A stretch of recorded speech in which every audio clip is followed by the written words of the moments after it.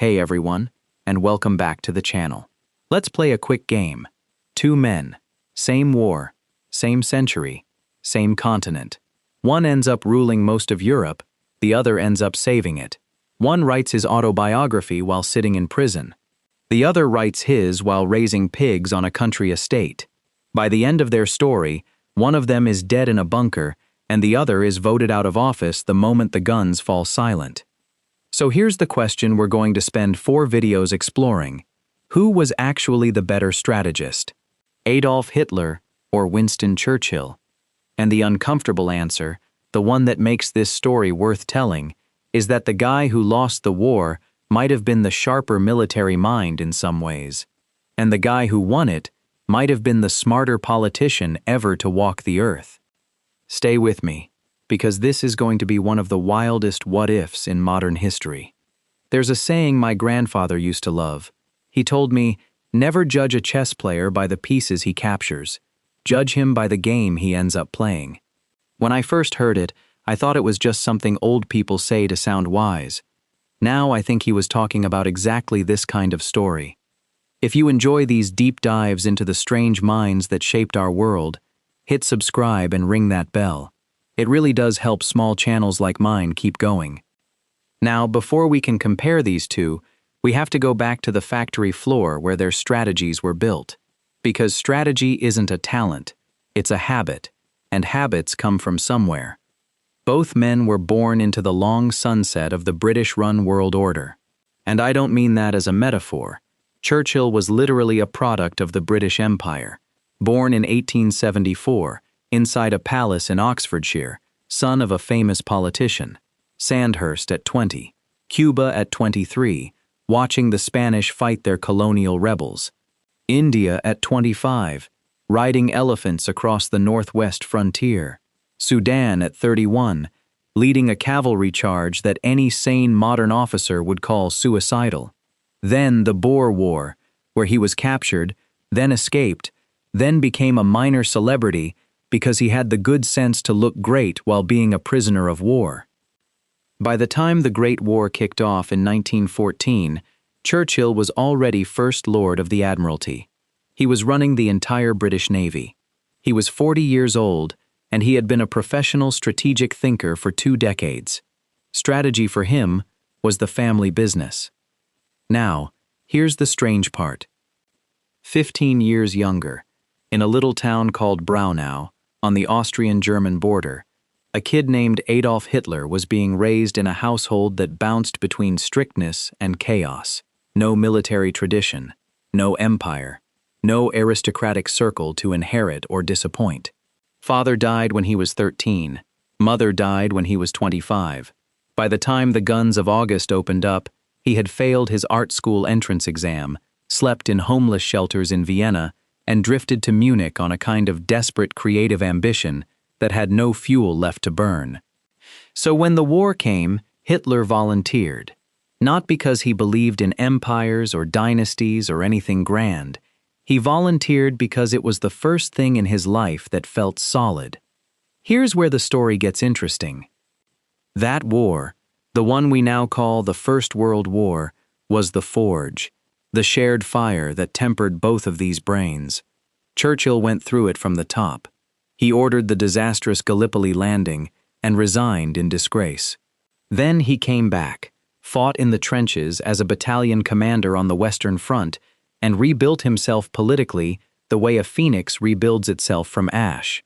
By 1918, he was Minister of Munitions, running the supply lines that kept the British war machine fed. Hitler went through it from the bottom. Messenger runner in the 16th Bavarian Reserve. He carried dispatches through shell holes in the Somme, fought at Arras, at Ypres, and in October 1918, 3 weeks before the armistice, a British gas shell hit him near a town you have probably never heard of. He was temporarily blinded and hospitalized. The war ended without him. And this matters more than people realize. When Churchill walked out of the war, he walked out with a clear lesson. Wars are won by logistics, alliances, patience, and a long memory. The British had held the line in 1918 because Lloyd George had managed the home front, blockaded the German economy, and waited for the Americans to arrive. When Hitler walked out of the war, he walked out with a much darker lesson. Germany had not been defeated on the battlefield. Germany had been betrayed from behind. The army had been stabbed in the back. The civilian politicians, the Jews, the Bolsheviks, they had sabotaged the front. And next time, no one would be allowed to do it again. Next time, the will would be pure. The strategy would be clean. There would be no second front to betray anyone. So we have two opposite conclusions drawn from the same mud. Churchill thought war was a problem of organization. Hitler thought war was a problem of purity. And it would take the second global catastrophe of the century to prove which of those philosophies was more dangerous. Now, you have to understand what each of these men wrote when they sat down to plan their grand designs, because this is where the strategic DNA is most clearly visible. Hitler wrote Mein Kampf in prison in 1924 and 1925. He had just failed to seize Munich by force and got a comfortable sentence for it. Landsberg was the kind of prison where you got a private cell, your own fountain pen, and a view of the garden. Lots of water, sunshine, and silence. Lots of time to think. What came out of that silence was a strategy book disguised as a political rant. The core idea was simple, and it was insane. The German people needed living space, Lebensraum, eastward, always eastward. The soil of Russia and Ukraine was the eternal birthright of the Aryan race. To get it, Germany needed to undo the Versailles settlement, rearm, ally with fascist Italy, maybe even cut a deal with capitalist Britain, and then smash the Soviet Union in one fast campaign. Everything else in Mein Kampf is just decoration around that drumbeat. But there's a deeper layer that most casual readers miss. Hitler's strategy wasn't just territorial, it was existential, it was racial. It wasn't enough to defeat an enemy, the enemy had to be removed, permanently. Strategically, this matters because it means he could never treat any opponent as a future negotiating partner. There could be no live and let live. There could be no, we'll stop at the Urals. The war had to be total, because the ideology demanded it. Churchill wrote a very different kind of strategy book. Actually, he wrote several. The World Crisis, 6 volumes, came out between 1923 and 1931. It's a memoir of the Great War, but it's also a quiet how-to manual for the next one. Marlborough, his 4-volume biography of his ancestor, the Duke of Marlborough, came out between 1933 and 1938. While Hitler was consolidating power in Germany, Churchill was spending his political wilderness years on a country estate called Chartwell, painting, bricklaying, raising pigs, and quietly thinking about how to fight the next war before anyone else realized one was coming. When you read Churchill's strategic writings, 3 big ideas keep showing up. 1. Naval power is the spine of any serious empire. Whoever controls the sea lanes controls the trade that keeps the home island alive. 2. War is won by coalitions, not by single nations. Britain survives by recruiting allies, slowly, patiently, expensively, and by outlasting her enemies. 3. You should always be thinking in terms of centuries, not election cycles. The Romans had it right. The Victorians had it right. Long horizons, patient pressure, limited commitments. So we have 2 opposing strategic doctrines, both born from the same war, both written down in detail, both waiting to be tested. Hitler's was a doctrine of cascading local victories, designed to keep his enemies divided and his momentum absolute. The plan was to never give any opponent time to catch their breath. Strike hard, strike fast. Don't let the political clock run out before the military clock does. Churchill's was a doctrine of patient coalition warfare. Gather allies, build stockpiles, let the enemy overextend. Then, when the moment is right, commit everything. Now, before we get to the dramatic moment when these 2 minds finally collide in 1940, we have to look at one more thing, something most people don't talk about, but it's important. how each of these men learned their craft. Hitler was an autodidact. Everything he knew about strategy, he picked up in three places: the trenches of the Western Front, the gutter politics of post-war Munich, and his own reading of history, which was selective, ideological, and frankly weird. He claimed to have learned tank tactics from his war experience. He studied the propaganda techniques of the Allies. He devoured accounts of the American Civil War to look for examples of how a smaller, more dynamic force could beat a larger, more passive one. He read Frederick the Great. He read Napoleon. He read World War I memoirs the way some people read novels. But his curriculum was full of holes.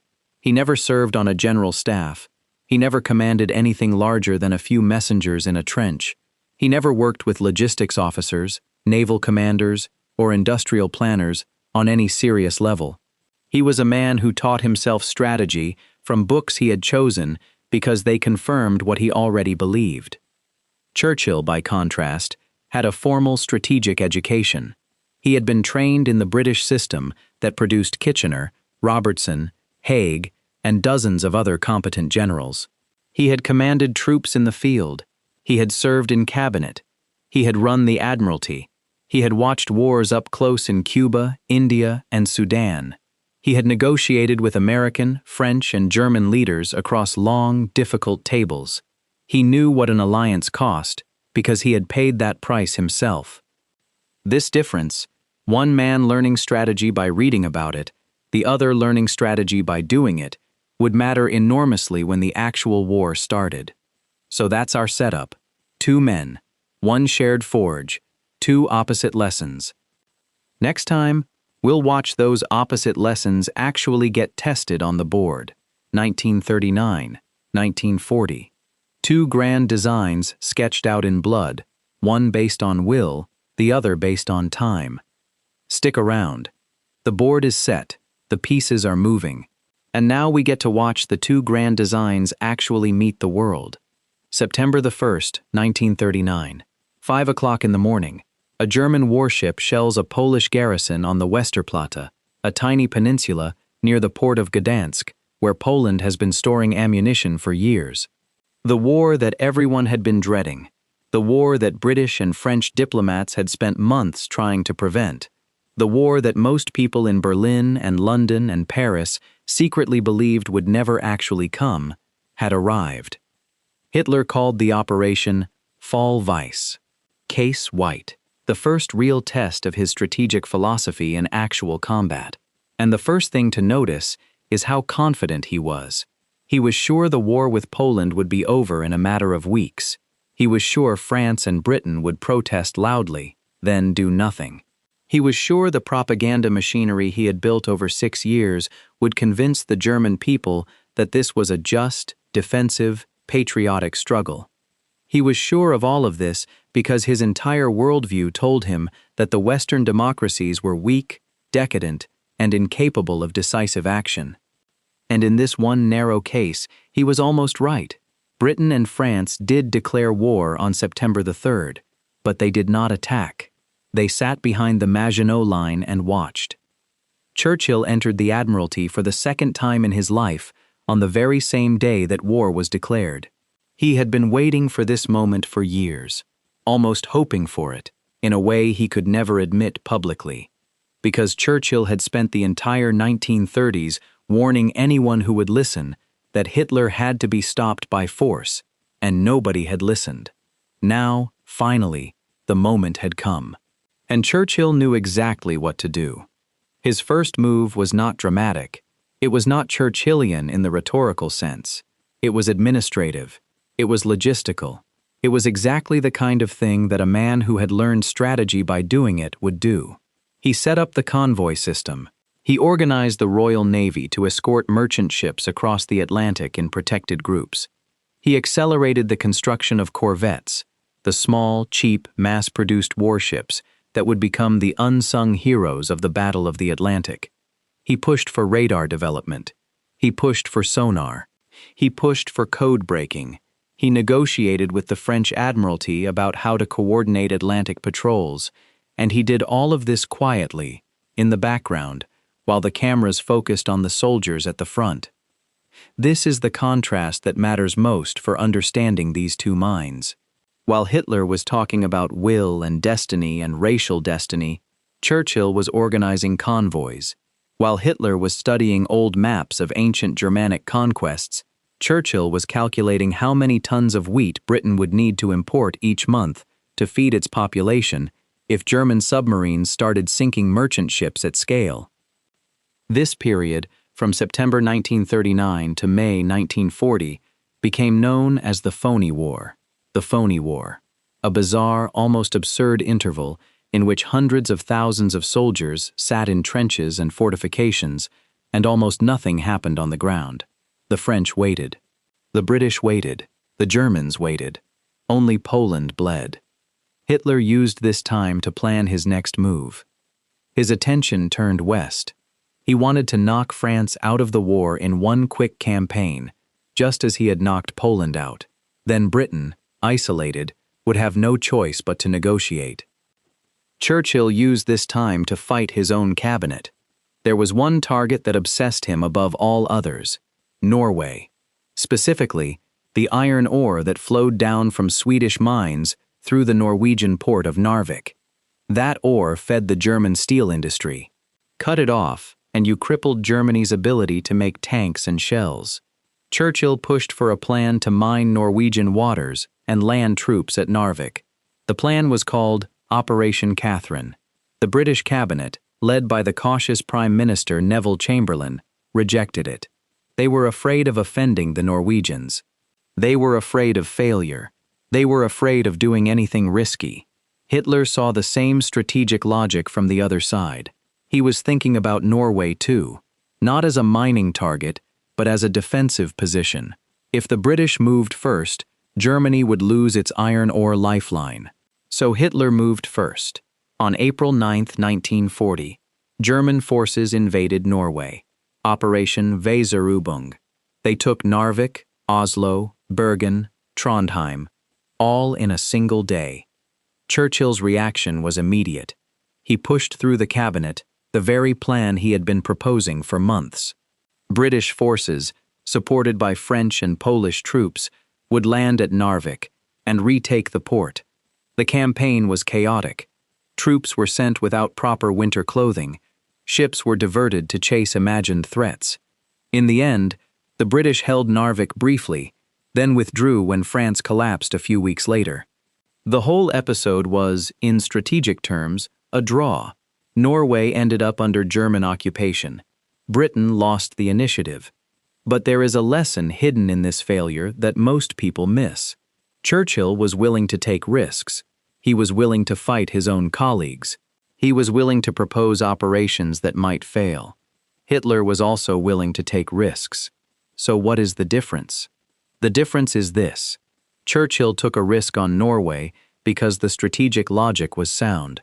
Cut the iron ore, hurt German industry, maybe shorten the war by months.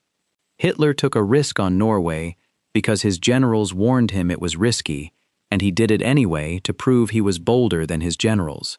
The strategic logic was secondary to the personal dynamic. This is a pattern we will see again and again. Churchill risks because he has calculated. Hitler risks because he feels. Now comes the moment that defines everything else. May 10, 1940. Hitler launches Fall Gelb, Case Yellow, the invasion of France and the Low Countries. On the very same day, Chamberlain resigns. Churchill becomes Prime Minister. Both men, on the same morning, walk into the most consequential decisions of their lives. Hitler's plan for France was audacious in a way that no one had attempted before. Not a head-on assault on the Maginot Line, not a repeat of the bloody trench warfare of the previous war. Instead, a fast thrust through the Ardennes forest with panzer divisions, a route that every French general had dismissed as impassable for tanks, deep into the rear of the French army, around to the Channel coast, cutting the British and French forces in half. It worked, almost too well. The panzers broke through on May 12th. By May 20th, they had reached the Channel. By May 24th, they had cut off the British Expeditionary Force, the French First Army, and the Belgian army in a shrinking pocket around the port of Dunkirk. Then came the halt order. May 24th. Hitler stopped the panzers outside Dunkirk. The order is one of the most debated decisions of the entire war. Some historians say Göring, the head of the Luftwaffe, convinced Hitler that the Air Force could finish the job. Some say the panzer divisions had taken too many losses and needed to rest. Some say Hitler hoped Britain would now be willing to negotiate. Some say he wanted to let the British escape as a kind of strategic gesture, preserving them as a future ally against his real enemy in the East. Whatever the reason, the halt order gave the British a window, and Churchill used that window ruthlessly. Operation Dynamo, the evacuation of Dunkirk. Between May 26th and June 4th, 338,000 British and French troops were lifted off the beaches by a fleet of naval vessels, civilian fishing boats, pleasure yachts, and anything else that could float. The little ships of Dunkirk, the press called them. The Luftwaffe bombed the beaches. The RAF fought overhead. Stuka dive bombers screamed down on the long lines of waiting soldiers. And still, against all odds, the evacuation worked. Churchill stood up in Parliament on June 4th and gave the speech that would define his entire career. We shall fight on the beaches. We shall fight on the landing grounds. We shall fight in the fields and in the streets. We shall fight in the hills. We shall never surrender. It was strategic rhetoric at its finest. The real military situation was desperate. France was about to fall. The British army had lost almost all of its heavy equipment. The Germans were probably going to invade Britain itself within weeks. But Churchill turned the speech into a foundation. He turned a military catastrophe into a political commitment. He told the British people, and the world, that Britain would fight on, that it did not matter how bad the situation looked, that the war would continue, regardless of cost, regardless of risk, regardless of the odds. It was the first move in what would become Churchill's strategic masterpiece, the construction of a coalition that would eventually include the British Empire, the United States, the Soviet Union, and dozens of smaller nations. Hitler heard the speech. Or rather, Hitler was told about it. Foreign Minister Ribbentrop reported to him that Churchill was talking about fighting on. Hitler's reaction, as recorded in multiple sources, was dismissive. Churchill was mad. Britain was finished. Once France fell, Britain would have no choice but to come to terms. And France did fall. June 22, 1940. The armistice was signed in the same railway carriage in the forest of Compiègne, where Germany had been forced to surrender in 1918. Hitler made sure to use the same carriage. The symbolism was deliberate. Historical humiliation, reversed. Now Hitler faced the problem he had avoided thinking about. Britain. He had always assumed Britain would negotiate, that Britain would recognize the new European order, accept German dominance on the continent, and go back to running its empire in peace. When Churchill refused to negotiate, Hitler did not adjust his strategy. He improvised. The improvisation was Operation Seelöwe, Sea Lion, the planned invasion of England. But Sea Lion was never a serious operation. The German Navy was far too small to escort an invasion fleet across the Channel. The German army had no specialized landing craft. The Royal Navy was still the strongest in the world. Hitler knew this. He was working with his generals, but he was also stalling. He was waiting for something to change. What he hoped for was air supremacy. If the Luftwaffe could destroy the Royal Air Force, then the Royal Navy would have to pull back from the Channel to protect the home fleet from air attack. Then Sea Lion could proceed. So the Battle of Britain began. Adlertag, Eagle Day, August 13th. The Luftwaffe launched massive raids against British airfields, radar stations, and aircraft factories. The RAF fought back. Spitfires and Hurricanes against Messerschmitts and Heinkels. The British had advantages the Germans did not fully appreciate. Radar gave them early warning. Their fighters were operating over home territory, so damaged pilots could often bail out and return to the fight. Their production lines, especially for the Spitfire, were ramping up faster than German intelligence believed. By September, the Luftwaffe was losing too many experienced pilots. Hitler shifted tactics. Instead of attacking airfields, he switched to bombing London and other cities. The Blitz, September 7th onwards. Thousands of German bombers pounded London night after night. The East End burned, Coventry burned, Bristol burned, but the British did not break. The RAF did not collapse, and slowly, grudgingly, Hitler realized that Sea Lion was not going to happen. This was, in retrospect, the first clear strategic failure of Hitler's regime. Not a tactical failure, not a logistical failure, a strategic failure. He had assumed Britain would negotiate. When Britain refused, he had no plan B. He improvised Sea Lion. Sea Lion did not work, so he improvised the Blitz. The Blitz did not break British morale, so he improvised the blockade. The blockade was undermined by Churchill's convoy system. Each improvisation consumed resources. Each improvisation weakened the German position. And the real problem, the one that would not become clear until later, was that every day Hitler spent trying to solve the Britain problem was a day he was not preparing for his real war, the war in the East. Meanwhile, Churchill was doing something entirely different. He was building the coalition. He reached out to President Roosevelt almost immediately. The two men exchanged letters that became known as the Churchill-Roosevelt correspondence. The tone was warm, almost intimate. Roosevelt and Churchill understood each other in a way that neither could explain to their own citizens. The British needed American industrial help. The Americans were not ready to fight. But Roosevelt could sell weapons, transfer destroyers, and slowly prepare American public opinion for the eventual entry into the war. In September 1940, the Destroyers for Bases deal was signed. 50 American destroyers, mostly old and worn out, were transferred to the Royal Navy in exchange for 99-year leases on British naval bases in the Caribbean and the Western Atlantic. It was a tiny transaction in military terms, but it was a strategic earthquake. For the first time, the United States was materially, openly, officially committed to keeping Britain in the war. Then, Mussolini. Italy, June 10, 1940. Mussolini declared war on Britain and France. He had been waiting for the right moment to join the Axis.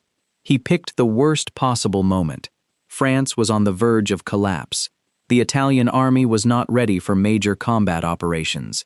The Italian Navy had some fine ships, but its commanders were cautious. The Italian Air Force was poorly supplied. For Hitler, Mussolini's entry into the war was supposed to be a strategic boost. Instead, it became a strategic drain. The Italians needed German help almost immediately. The Italian invasion of Greece, October 1940, was a debacle. Mussolini's forces were pushed back into Albania by the Greek army. Hitler had to bail him out. In April 1941, German forces invaded Yugoslavia and Greece. Operation Marita, Operation Castigo. The Balkans campaign diverted troops, supplies, and attention that Hitler would need the following year. This is where strategic philosophy becomes visible. Churchill would later write that the only thing worse than having no allies is having the wrong allies. Mussolini was the wrong ally. He was a strategic liability. He dragged Hitler into the Mediterranean. He tied down German forces. He created a theater of war that Hitler had never wanted. But Hitler did not see this. Hitler continued to treat Mussolini as a junior partner, a useful propaganda tool, a fellow fascist, someone who shared the same enemies. The strategic reality was that Italy was a weak link that would eventually drag Germany down with it. By the end of 1940, the strategic picture was becoming clear. Hitler had won the easy victories: Poland, Denmark, Norway, the Low Countries, France. The map of Europe looked like a German design board. But underneath the surface, the cracks were already visible. The British were still in the war. The American presence was growing. The Italian ally was a problem, and Hitler himself was already looking east, toward the campaign that he had been promising himself since Mein Kampf. The war against the Soviet Union, Operation Barbarossa. The directive for Barbarossa was signed on December 18, 1940. Directive number 21. The largest military operation ever conceived. 3 million men, 3 army groups, 4 panzer groups. The goal was to destroy the Soviet Union in a single campaign before the winter, to conquer the living space of the East, to settle the racial and territorial accounts that Hitler had been writing about in prison for 15 years. The strategic logic was seductive. The Soviet Union had just devoured its own officer corps in the purges of 1937 and 1938. The Red Army was rebuilding from scratch. The new equipment, the T-34 tank, the Katyusha rocket launcher, was still rolling off the production lines but not yet deployed in large numbers. The Soviet economy was a mess. Stalin had signed a non-aggression pact with Germany, but everyone knew it was a pause, not a peace. Hitler told his generals that the campaign would begin in May 1941. The Wehrmacht would march. The Soviet Union would collapse. By autumn, the Urals would be the new border. Lebensraum would be achieved. The racial empire would be built. Churchill had no idea what was about to hit the Soviet Union. He was still focused on his own crises.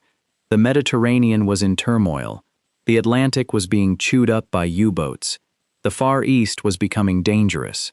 And the Americans were still sitting on the sidelines, watching, prodding, supplying, but not fighting. But Churchill had done something remarkable. In less than 18 months, he had taken Britain from the brink of destruction and turned it into the indispensable center of a coalition in the making. The convoy system was working. The RAF was holding. The British Empire, from Canada to Australia to India, was rallying behind him. The destroyer deal was done. The Lend-Lease Act was on its way through Congress. The foundations of victory were being laid in offices, factories, and code-breaking rooms across the English-speaking world. So the board is now set for the decisive phase. Hitler has his continental blueprint. Churchill has his coalition blueprint. And in 1941, both blueprints will collide with reality, and only one of them will survive. That's where we're headed next. June the 22nd, 1941. 3 million German soldiers cross the Soviet border at 3 in the morning. 3 army groups fan out from the Baltic to the Black Sea. 4 panzer groups spearhead the advance. This is Barbarossa, the largest military operation in human history to that point, and it is the moment where Hitler's grand design finally meets its biggest test. Everything Hitler had written in Mein Kampf comes down to this single gamble: the doctrine of cascading victories, the doctrine of pure will, the doctrine that said you must never give your enemy time to breathe. He had used this doctrine against Poland. He had used it against France. Now he was going to use it against a country that covered 1/6 of the Earth's land surface, that had 200 million people, that had endless steppe and endless winter. The opening weeks were intoxicating for the German command. Army Group Center tore through the frontier defenses in days. The Białystok pocket closed in the first week, swallowing 300,000 Soviet soldiers. Smolensk fell in late July. Army Group South swept into Ukraine. Army Group North drove toward Leningrad. By August, the Germans had destroyed thousands of Soviet tanks, shot down thousands of Soviet aircraft, and captured more prisoners of war than anyone thought possible. Hitler watched the newsreels in his Wolf's Lair headquarters and saw himself vindicated. The Soviet system was rotten. The Slavs were inferior. The Bolshevik state would collapse like a rotten beam the moment real pressure was applied. He had been telling the German people this for years. Now the proof was rolling across the screen. But here is where the first crack in his strategic thinking becomes visible. The generals on the Eastern Front wanted one thing. They wanted to push straight for Moscow, the Soviet capital, the political center, the rail hub, the symbolic heart of the enemy. Halder, the Army Chief of Staff, wrote in his diary that the war against the Soviet Union would be won in 14 days if the army stayed focused. Bach, the commander of Army Group Center, agreed. Guderian, the panzer commander, agreed. They all wanted Moscow. Hitler disagreed. Moscow could wait. The real prizes were in the south: Ukraine, the Donets Basin, the Crimean Peninsula, the grain, the coal, the industry, and the oil. The Caucasus oil fields were essential for the long war because German synthetic fuel production was not enough to keep the tanks rolling indefinitely. So Hitler made the strategic choice. He diverted Army Group Center southward to Kiev. The Kiev pocket closed in September. 665,000 Soviet soldiers were captured, the largest encirclement in military history. On paper, this was another stunning victory. The propaganda machine celebrated. The generals who had disagreed with Hitler suddenly felt vindicated. But the price was time. 6 weeks. 6 precious weeks of campaigning season burned up in the south. The army was exhausted. The supply lines were stretched. The panzers needed refitting. The infantry was worn down. And when Army Group Center finally turned back toward Moscow in October, autumn was already turning to winter. Operation Typhoon, the final push for Moscow, began on the 30th of September. The Germans advanced. They took Orel. They took Bryansk. They took Vyazma. More huge pockets closed. Another 600,000 prisoners. The German soldiers could see the spires of Moscow in the distance, glittering in the autumn sun. They were sure they would be home by Christmas. Then the cold came.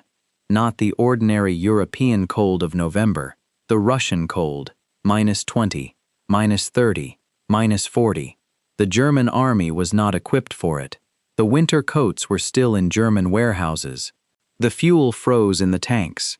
The engines would not start.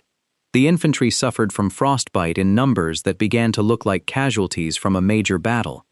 And then Stalin did something that almost no one expected. He appointed Georgy Zhukov to organize the defense of Moscow. Zhukov was a rough, blunt, unimaginative man who happened to be a genius at operational survival. He pulled fresh divisions from Siberia, divisions that had been held in reserve against the Japanese. He moved them by rail across the Eurasian continent. He staged them in the forests east of Moscow. He waited. On December the 5th, 1941, Zhukov launched his counteroffensive. The German front crumbled. Not everywhere, not catastrophically, but enough. The panzer divisions, weakened, exhausted, low on fuel, were pushed back. The infantry, frozen, hungry, demoralized, retreated. For the first time in the war, the Wehrmacht had suffered a major strategic defeat on land. Hitler's response was immediate and revealing. He issued Directive No. 39 on December the 5th. No strategic withdrawal, no voluntary retreat of any kind. Every position must be held. Every soldier must stand. The Führer will decide when and where to give ground, not the generals in the field. This was not a military decision. This was a philosophical decision. Hitler was saying, in effect, that the German army would be destroyed rather than retreat, that the army of pure will could not allow the army of practical calculation to make decisions, that any retreat was a betrayal of the doctrine. The generals objected. Brauchitsch, the commander-in-chief of the army, wrote a memorandum in November warning against overextension. He was ignored. Brauchitsch was already sick with a heart condition, and Hitler used his illness as an excuse to dismiss him in December. Hitler took over personal command of the army. From that moment on, every major operational decision in the East passed through his desk. This was the moment when Hitler stopped being a strategist and became something else. He became a micromanager of a war he could not understand from a map table in East Prussia. The panzer generals who had won every campaign from Poland to France were now treated as messengers who delivered reports and waited for instructions. The field commanders complained. The army complained. The generals began to lie about their positions to avoid Hitler changing them in the middle of a battle. Meanwhile, across the world, Churchill was suffering his own disasters. The Japanese attacked Pearl Harbor on December the 7th. Hours later, they attacked Malaya, Hong Kong, the Philippines, and the Dutch East Indies. The British Empire, which had looked so formidable in the autumn, suddenly looked hollow. Churchill was in the United States when the news came. He was visiting Roosevelt at the time. The two men were attending the Arcadia Conference, the first great strategic meeting of the Anglo-American alliance. When the Japanese struck, Churchill feared the Americans would turn their full attention to the Pacific and forget about Germany. He was right to fear this. The strategic logic of the United States pointed toward Japan. Japan had attacked them directly. Germany had not. But Churchill persuaded Roosevelt to adopt the Germany First strategy. The big three of the future alliance, the United States, the British Empire, and the Soviet Union, would focus on defeating Nazi Germany first. The Pacific War would be fought on a second priority. Resources would be allocated accordingly. It was a brilliant piece of strategic diplomacy. Churchill convinced Roosevelt that the Atlantic and the European theater were the decisive ones. He convinced him that Stalin needed help and would not survive without a second front. He convinced him that the industrial power of America had to be aimed at Germany, not Japan. The institutional architecture of victory was created at Arcadia, the combined chiefs of staff, the ABC-1 plan, the division of responsibility, the agreement on strategy. These were Churchillian products, the patient work of coalition building that he had been practicing in his mind for decades. But the disasters of December and January still hurt. The Prince of Wales and the Repulse, two of the most powerful British battleships, were sunk by Japanese aircraft off the coast of Malaya on December the 10th. The age of the battleship ended that day. Naval power no longer meant floating fortresses, it meant aircraft carriers and submarines. Then Singapore, February the 15th, 1942. 80,000 British, Australian, and Indian troops surrendered to a Japanese force half their size. It was the largest surrender of British-led forces in history. The Japanese had walked down the Malay Peninsula in 2 months. They had crossed the causeway despite being told by every British general that they could not. They had taken the supposedly impregnable fortress of Singapore from the landward side, the direction the British had not fortified. Churchill called it the worst disaster in British military history. He was not exaggerating. The Japanese now controlled the approaches to India. The oil of the Dutch East Indies was in their hands. The Burma Road, the supply route to nationalist China, was under threat. The British position in Asia looked hopeless. The Percival Papers, the official record of the Singapore surrender, are a damning document. The generals in charge had no idea what they were doing. They had no contingency plans. They had no counterattack doctrine. They had assumed that the Japanese would attack from the sea, as every previous attacker of Singapore had done. When the Japanese came from the north, through the jungle, the British army collapsed. Churchill did not try to hide the disaster. He accepted responsibility. He reshuffled the command. He sent Mountbatten to Southeast Asia. He kept the coalition together. He kept the Americans focused on Germany. He kept the Russians supplied. He kept his own cabinet from panic. This is the difference between the two men. Hitler, when faced with a strategic setback, denied reality and imposed his will on his generals. Churchill, when faced with a strategic setback, accepted the facts, reorganized his resources, and moved on to the next problem. The spring and summer of 1942 tested this difference to the limit. The Atlantic was being chewed up by U-boats. The Mediterranean was under threat. The Eastern Front was consuming Soviet lives at a rate that seemed unsustainable. And Churchill had to keep his coalition alive without winning any major victories himself. Then came the turning point. May, June, July. The Coral Sea, Midway. The battles showed that Japanese naval power could be stopped. American industry was already outproducing Japan. The aircraft carriers had proven their dominance. The Pacific War was shifting, slowly, against Tokyo. In North Africa, Rommel was driving toward Egypt. The Suez Canal was under threat. If Cairo fell, the entire Middle East would follow. The oil of Persia and Iraq would fall into Axis hands. The strategic position of the British Empire would be catastrophic. Churchill made the hard call. He reinforced Egypt instead of trying to hold every position. He stripped troops from other theaters. He sent the new American Sherman tanks to Montgomery's Eighth Army. He ordered Auchinleck, the Middle East commander, to hold the line at El Alamein, 70 miles west of Alexandria. Then Montgomery took command of the Eighth Army. He was a careful, methodical, sometimes infuriating commander. He took weeks to prepare. He stockpiled ammunition. He rehearsed the battle in the desert. Churchill visited him and pushed him to attack. Montgomery said, "Not yet." Finally, on October the 23rd, Montgomery attacked. El Alamein became the first clear British land victory of the war. The Africa Corps was battered. Rommel's supply lines were stretched. The Africa Corps retreated westward. 3 days later, on November the 8th, the Americans landed in Morocco and Algeria. Operation Torch.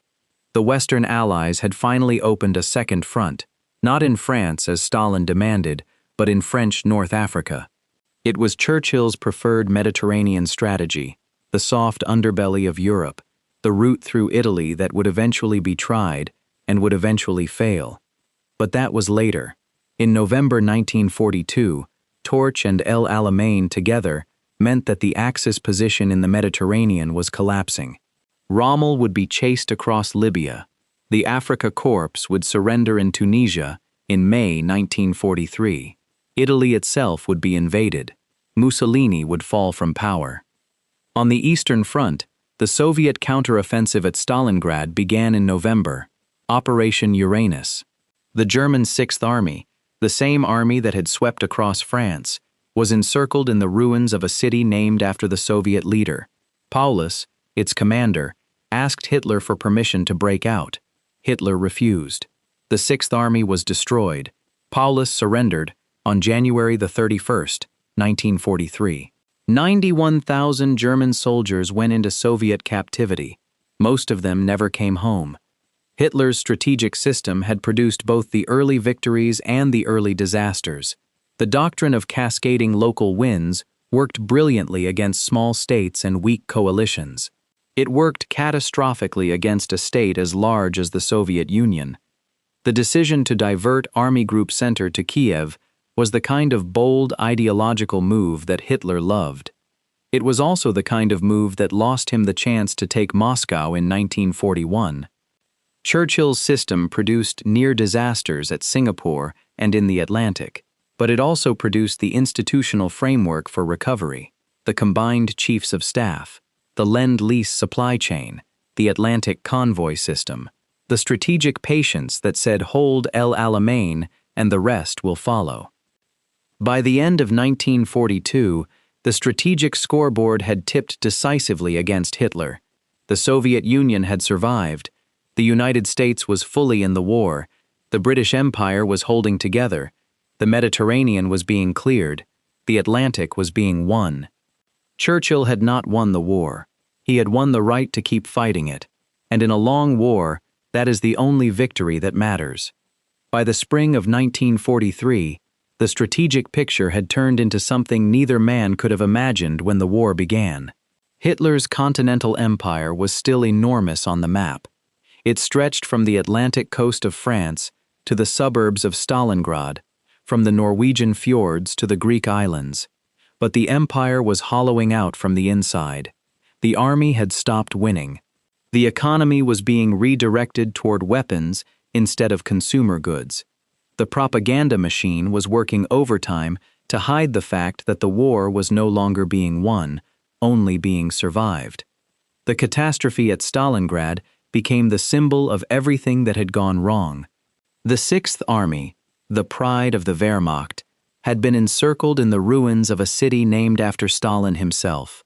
Paulus, its commander, sent desperate radio messages asking for permission to break out. Hitler refused. The army was ordered to hold its position. Supplies were promised by air. The airlift never came close to delivering what was needed. By January 31st, 1943, Paulus had surrendered. 91,000 German soldiers walked into Soviet captivity. Most of them would die in the camps over the following years. The survivors would not return to Germany until WWII. Hitler's response was not to reconsider his strategy. It was to remove anyone who questioned it. Field Marshal von Bock was dismissed. General Halder, the chief of the Army General Staff, was replaced by Zeitzler, a more compliant officer. The military hierarchy was reshaped so that only yes-men could reach the decision-making table. The system that Hitler had built for political control inside Germany was now being applied to military strategy on the Eastern Front. Churchill, meanwhile, was preparing the next move of his coalition. The Americans wanted a cross-channel invasion in Ijo-Sisen. Churchill argued for patience. He wanted to invade Sicily first, knock Italy out of the war, open the Mediterranean, and only then turn north into France. The Americans agreed to the Sicily invasion, but they insisted on a deadline for the cross-channel operation. The argument would run for another 18 months before D-Day finally happened. The Sicily campaign began in July. Ijo-Sisen, American and British troops landed on the southern coast.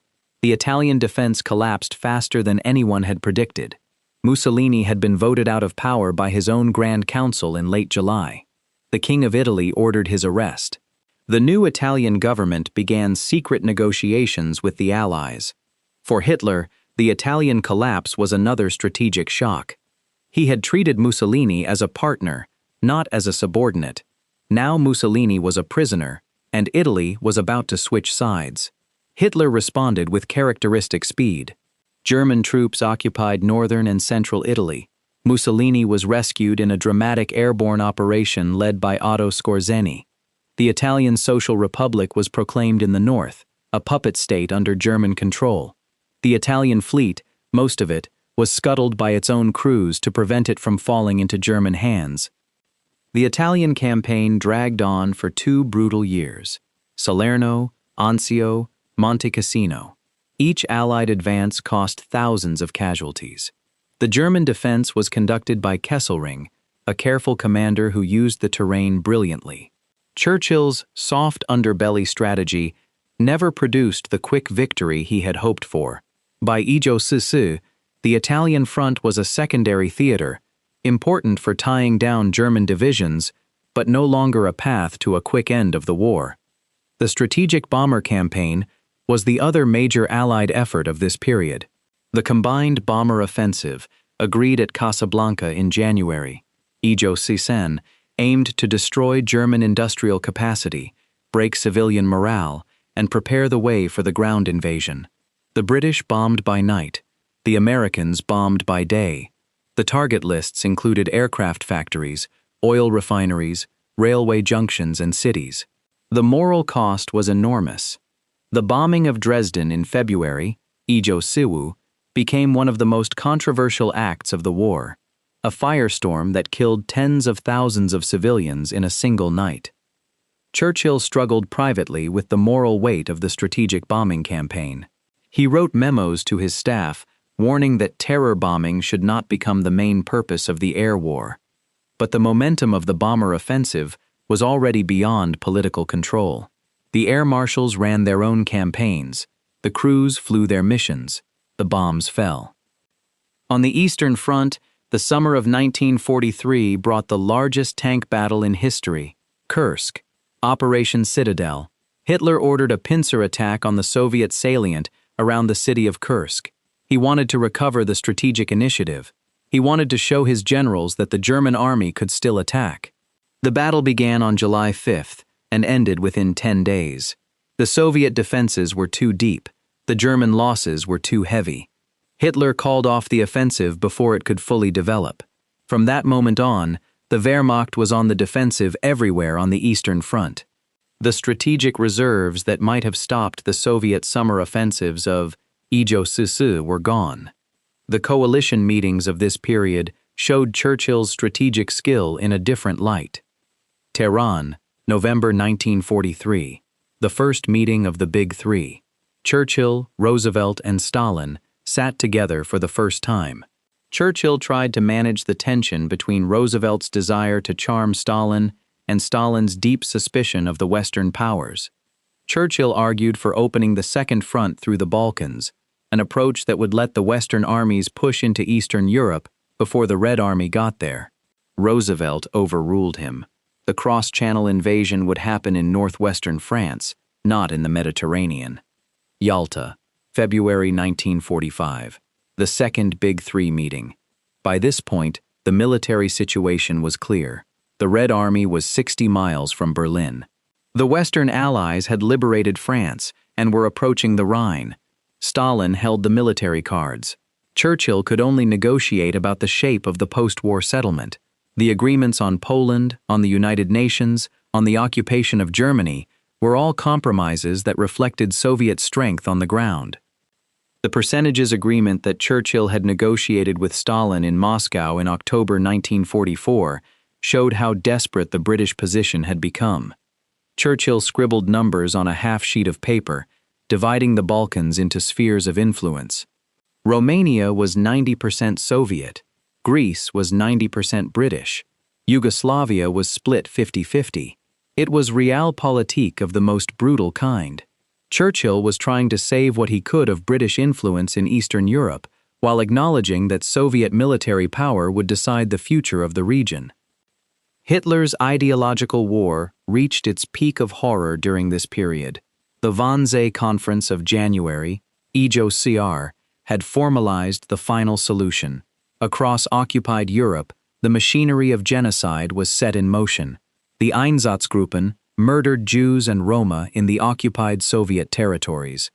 The death camps in Poland, Auschwitz-Birkenau, Treblinka, Sobibor, Belzec, Majdanek, Chelmno, operated with industrial efficiency. By the end of the war, 6 million Jews and millions of other victims had been murdered.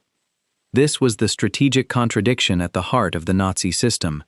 The resources devoted to the genocide, the railway capacity, the administrative manpower, the slave labor, the ideological rigidity that prevented pragmatic deals with partisans or with occupied populations, all of it weakened the German war effort.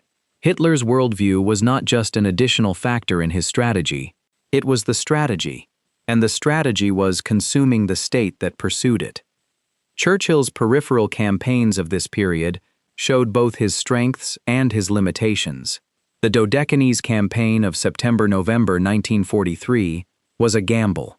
Churchill wanted to seize the Italian-held islands in the Aegean and use them to bring Turkey into the war. The operation failed. The Germans reinforced the islands. The British forces withdrew with heavy losses. It was a rare public embarrassment for Churchill, a reminder that his strategic instincts were not always right. Operation Market Garden, September 1944, was another ambitious gamble. Churchill supported Montgomery's plan to drop paratroopers deep into the Netherlands, seize a series of bridges, and push into the industrial heart of Germany. The plan was bold. The intelligence was optimistic. The execution failed at Arnhem. The British paratroopers held the northern end of the bridge for almost a week before being overwhelmed. The Allies advanced barely beyond the initial objectives. The war in northwestern Europe continued to grind forward through the autumn mud. The V-weapons campaign was the one area where Churchill's personal involvement made a clear strategic difference. The Germans launched V-1 flying bombs against London in June, EJOCC, followed by V-2 rockets in September. Churchill set up a special committee to coordinate countermeasures. The intelligence services located the launch sites. The Bomber Command destroyed many of them. The anti-aircraft barrage around London was thickened. The rockets were an impressive propaganda weapon for the Germans. They never came close to being a strategic winner. By late autumn 1944, the strategic picture was becoming clear to almost everyone except Hitler himself. The Western Allies had liberated France, Belgium, and most of the Netherlands. The Red Army had reached the Vistula. The German army was being ground down on both fronts. The Luftwaffe was almost invisible in the sky. The Kriegsmarine had been driven from the Atlantic. The German economy was running on fumes. Hitler's response was to launch one last great offensive, the Ardennes Offensive, December 16, 1944, also known as the Battle of the Bulge. Hitler gathered every spare panzer division, every reserve of fuel, every experienced pilot he could find. He launched a surprise attack through the Ardennes forest, the same terrain he had used so successfully in 1940. The initial breakthrough was impressive. The Allies were caught off guard. The bulge in the front line gave the battle its name, but the offensive ran out of fuel, ran out of men, and ran out of luck. By January WWII, the Germans had been pushed back to their starting positions. The last German strategic reserves were gone. The final collapse came fast. The Red Army crossed the Oder in January. The Western Allies crossed the Rhine in March. The Soviets reached the suburbs of Berlin in April. Hitler celebrated his 56th birthday on April 20th in the bunker beneath the Reich Chancellery. 3 days later, he admitted that the war was lost. On April 29th, he married Eva Braun. On April 30th, he died by his own hand in the bunker. The exact circumstances have been debated for 80 years. The result was not. Churchill learned the news in London. He made a brief statement to the Commons. He did not celebrate. He knew that the end of Hitler did not mean the end of the war. Germany still had to be occupied. Japan still had to be defeated. The post-war settlement still had to be negotiated. And he knew, in the back of his mind, that the British people might not reward him for the victory he had helped them win. The war in Europe ended on May 8, 1945. Churchill stood on the balcony of the Ministry of Health and waved to the crowds below. He made the V sign with his fingers. The crowd roared. It was the peak of his public life. Within 10 weeks, the coalition that Churchill had built so carefully began to fall apart. The Potsdam Conference, July-August 1945, was attended by Attlee, not Churchill. The British voters had gone to the polls on July 5th and returned a Labour government with a large majority. Churchill was out of office before the conference had even started. The man who had led Britain through its darkest hour was voted out of office at the moment of his greatest triumph. Churchill spent the next 6 years in opposition. He returned to the premiership in WWII. He resigned in WWII because of poor health. He spent the remaining 10 years of his life writing, painting, and watching the British Empire dissolve around him. India became independent in WWII. The African colonies followed over the next 15 years. The Suez Crisis of WWII showed that Britain could no longer act as a great power without American support.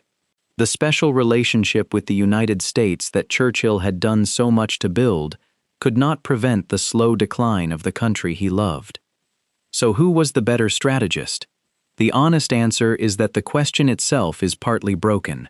Strategy is not a single skill that can be measured like an IQ score. It is a bundle of habits, judgments, relationships, and visions. It is built on logistics, alliances, timing, morale, and 100 other factors that no individual genius can control. Hitler was a brilliant tactician in the early years of the war. He understood how to coordinate combined arms operations, how to use air power to support ground advances, how to concentrate force at decisive points.